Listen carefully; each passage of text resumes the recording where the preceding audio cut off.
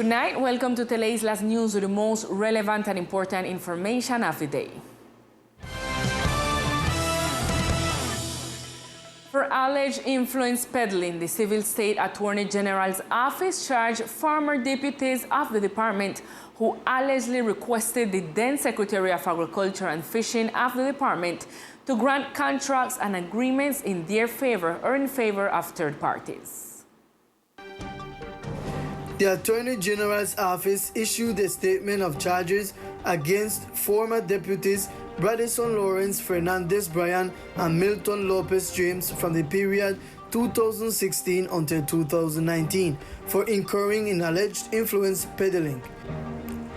Apparently, between March and June 2017, the ex-officials allegedly requested the then Secretary of Agriculture and Fisheries of the department, Roy Ronaldo Robinson McLaughlin, to grant contracts and agreements in their favor or to third parties, as well as the appointment of people close to them to the administration. They also allegedly promoted, processed, and voted a motion of censure against Robinson McLaughlin for not having acceded to the alleged demands, with which they apparently ignored the rights to freedom and autonomy within the scope of the function of the Secretary of Agriculture and Fisheries, abusing their position, the public prosecutor's office indicated in the indictment. The then Deputy Milton Lopez James is also under investigation because he allegedly made slanderous statements against the then Secretary of Agriculture and Fisheries, saying that he was a liar and that he had deceived the Assembly and the people of San Andres.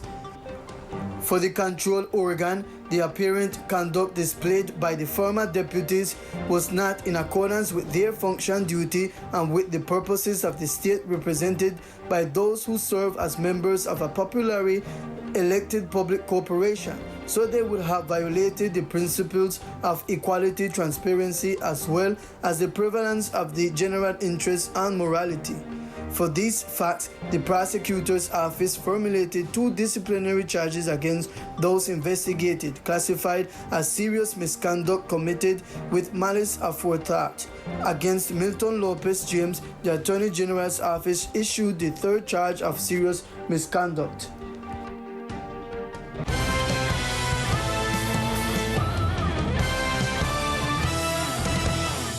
Today was the election of the new Vice President of the Departmental Assembly after the resignation of Deputy Marcela Shogreen to such position. Shogreen will continue to hold her seat as Deputy in the corporation. Today, the Departmental Assembly made official the resignation of Vice President Marcela Shogreen, making a new election. It is noteworthy that the deputy explained to the cameras that the decision was purely personal. This resignation was motivated by purely personal reasons. We had been working with the president in a harmonious way and also with the board of directors.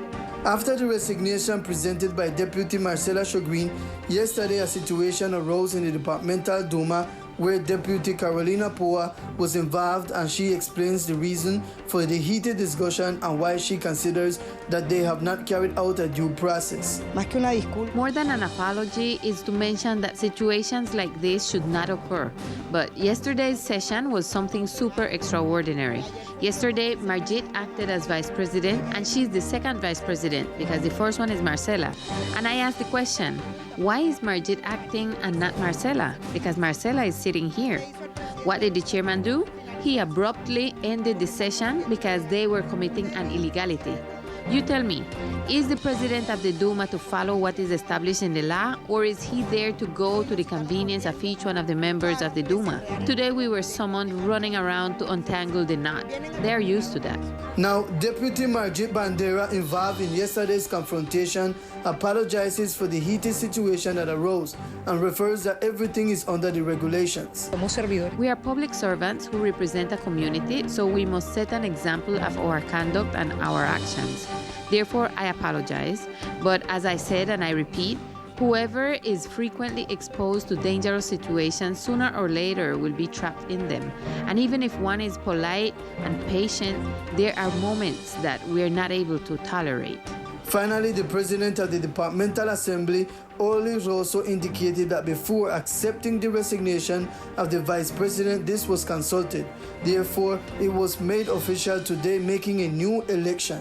That is an administrative process that is within the legality. When a vice president resigns, the second one can preside. I presented a proposal as president yesterday, and I should have given the space to the first vice president. However, since she resigned, it was up to Representative Margit Bandera to preside.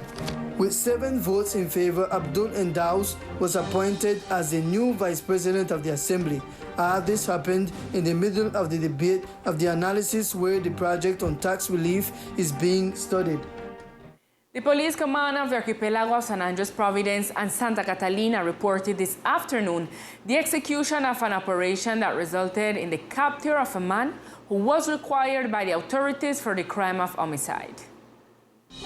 Units of the Grupo de Vida of the Sihin, working together with the community of the department, managed to capture a 19-year-old young man for the crime of homicide and manufacturing, trafficking, carrying, or possession of firearms in an accident that occurred in the Obrero neighborhood on December 11, 2020, where a teenager was fatally wounded by a firearm projectile. Se logra la captura de una persona. The capture of a person who has a record for the crime of homicide, manufacturing, and possession of firearms is achieved.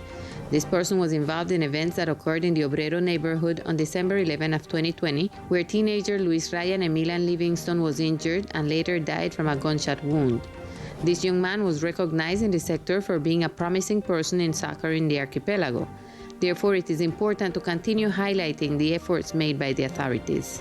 The police indicated that in coordination with other entities, they will continue to clarify the various homicides that have occurred in the Archipelago Department. Around 4 p.m., 2 motorcycles collided in a south-northbound direction, leaving one man hit and with minor injuries. The accident occurred when one of the parties involved struck the other man, leaving him lying on the ground. The motorcycles were removed by those present before the traffic authorities arrived at the scene. According to the emergency area of the departmental hospital, there were several cases of accidents on the island today, but none that left serious injuries.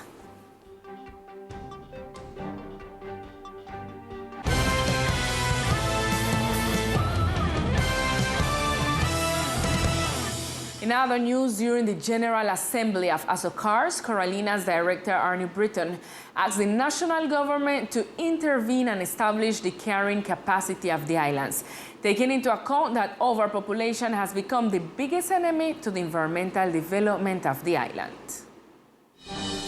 For the director of the corporation, the overpopulation has largely destroyed several ecosystems on the island. Therefore, the implementation of a public population policy is urgently needed. El tema de la sobrepoblación en San Andrés. The issue of overpopulation in San Andres and all Providence is a situation that generates an environmental problem. It is the root cause of all the loss of terrestrial and maritime biodiversity that is occurring. This is not a new issue. The carrying capacity is an issue that has been presented in our scenarios for many years.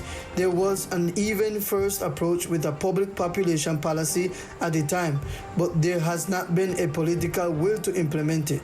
There is no political will from the national level where it is clearly established that in the department it is necessary to have a public policy in differential population matters where the issue is handled in an integral way. For the director of the corporation, it is not only necessary to have the office where the entrance and circulating is controlled, it is also essential to have a population policy for both permanent and floating residents. This will be a great step forward as well as an opportunity to public this public policy and population, and this to achieve a study of carrying capacity for the island. And everything is ready to start the most important academic meeting of the tourism sector in Colombia. It's the 26th National Congress of Travel Agencies and Tourism. The archipelago of San Andres, Old Providence, and Santa Catalina will be present at this important event.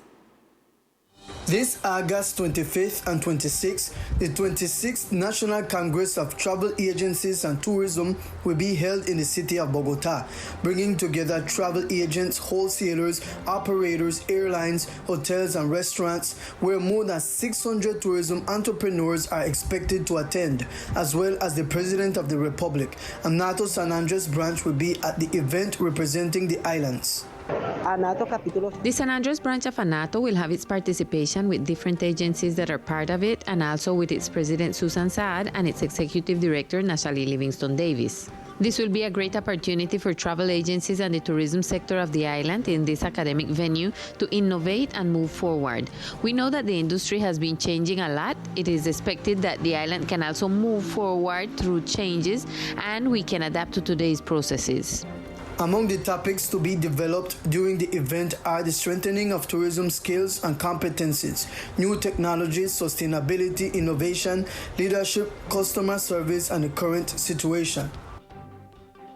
And it will be a week since the officials of the Ombudsman's office began a sit-in in their facilities due to the lack of guarantees to carry out their work in optimal conditions. The officials started a sit-in due to the lack of water in the facilities, as well as the presence of humidity in all the office and the lack of air conditions. They mentioned that they do not find optimal conditions to perform their work. Basically, last week, if I'm not mistaken, if I'm not wrong, if I'm not mistaken, it was Thursday, them came here from National, some people from Finleter and some from the Oficina de Talento Humano, and then come and take some picture, but still yet, well, we're not getting no solution to the problematic that we have here. Well, basically this morning, when we went back out there again, and we make a little planton about an hour from 9 until 10 o'clock in the morning, and that's it. Well, up to now, we not get no answer, we not get no solution yet, so that's why we keep on, well, with the sitting here, or what we call in Spanish planton, you know. The idea is not to hamper, well, all the people that come here. That's why we only do it normally. Sometimes we do it 1 hour, sometimes we do it 2 hours. We not go over that because, well, we don't want to affect the work here, nor the public self that come here, because normally the public that come here, the people will not hardly have no resources or they don't have money. Some of them even come on motor tax. Sometimes they can pay if you come and they can't pay if you go back. It is valid to know that today a nationwide sit-in was held to support the employees of San Andres branch, and this to ensure their rights. It is also important to remember that despite the sit-in, all employees continue to serve the community. And now it's time for news of the municipality of Old Providence and Santa Catalina with Millicent O'Neill.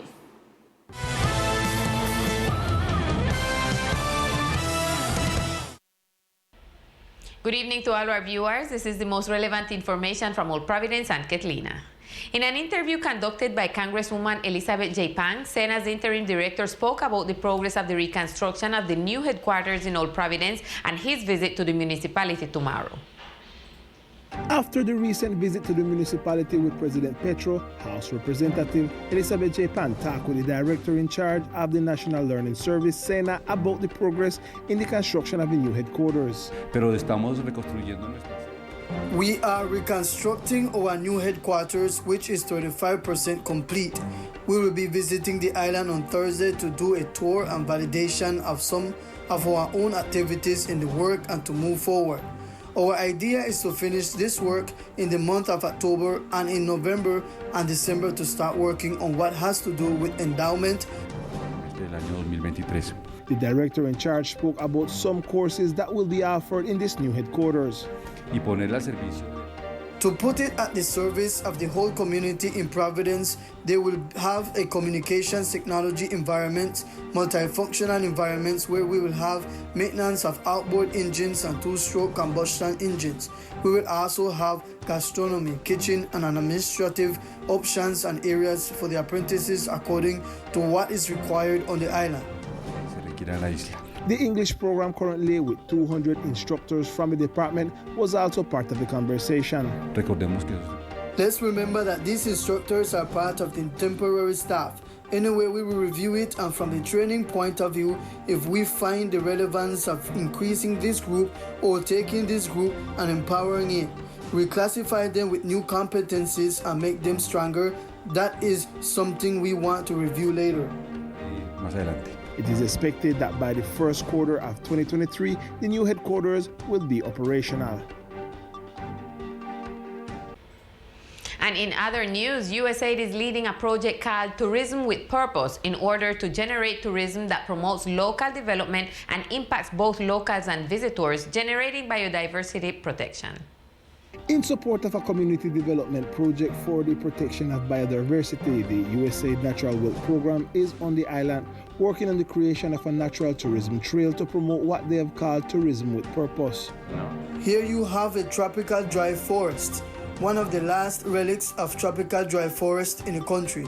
You have coral reefs, mangroves, and a very rich local culture. So the idea is to link these elements to the tourism processes that will be offered on the island. Along with innkeepers, they toured the traditional and historical ecological trail between Southwest Bay and Manjanil Bay for it to be offered as a purposeful activity to visitors at their inns. We live up from Southwest Bay, gone through Manjanil Road, Manjanil Hill, was very interested. And what surprises that, we find the road after the hurricane, like everywhere practically clean because we buck up on some workers from the municipality that was cleaning the road. And we buck up on some cow, we buck up on different tree that is medicinal tree. The concept of tourism with purpose has been in the works for some time now. We have been working with the tourism board, with a group of young people and with the inns, and we hope that tourism on purpose will be a concept that promotes sustainable tourism, a tourism that contributes to the enjoyment and contributes to the cultural and local development of the islands. It is hoped that after this pandemic and hurricane season, tourism with meaning and purpose will be offered again in the municipality. This is all we have for tonight for the section of Old Providence and Catlina. Lisa continues in San Andres with more Teleislas news. Good night.